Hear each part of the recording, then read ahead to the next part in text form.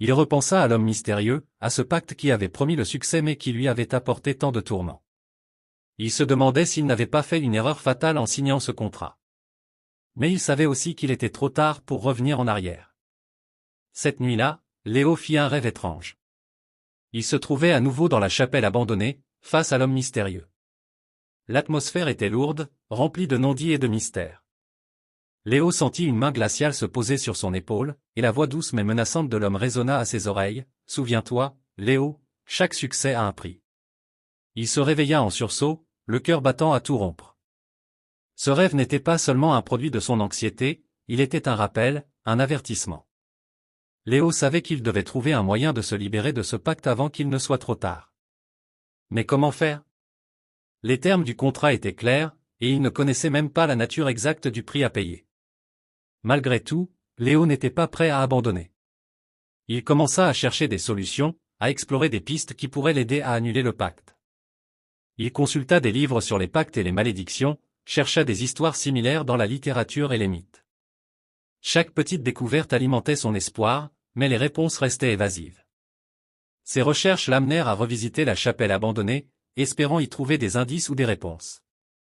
Léo, accompagné de la détermination de quelqu'un qui n'a plus rien à perdre, pénétra à nouveau dans cet endroit sombre et mystérieux. Il fouilla chaque recoin, cherchant des signes, des symboles, quelque chose qui pourrait l'aider à comprendre et à défaire le pacte. Dans un coin sombre de la chapelle, derrière un autel couvert de poussière, Léo trouva un vieux grimoire.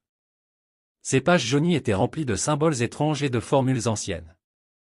Avec précaution, il feuilleta le livre, découvrant des récits de pactes similaires, des histoires de personnes ayant vendu leur âme pour le succès, et des méthodes pour tenter de se libérer de ces engagements funestes. Léo savait que la route serait longue et difficile. Mais il était déterminé à se battre, à trouver un moyen de briser le pacte et de reprendre le contrôle de sa vie. Chaque jour, il se sentait un peu plus fort, un peu plus résolu. Les épreuves qu'il avait traversées l'avaient endurci, et il était prêt à affronter les défis à venir. Ainsi, Léo se lança dans une nouvelle quête, non plus de succès et de gloire, mais de rédemption et de liberté.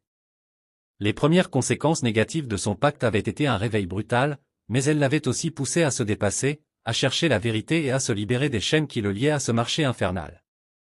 Son isolement social, la pression accumulée et la dégradation de sa santé mentale n'étaient que les prémices de son véritable combat, celui pour retrouver son âme et sa véritable identité.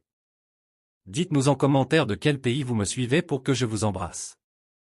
Les premiers signes de l'effondrement de Léo apparurent de manière subtile, presque imperceptible, comme des fissures sur une surface lisse.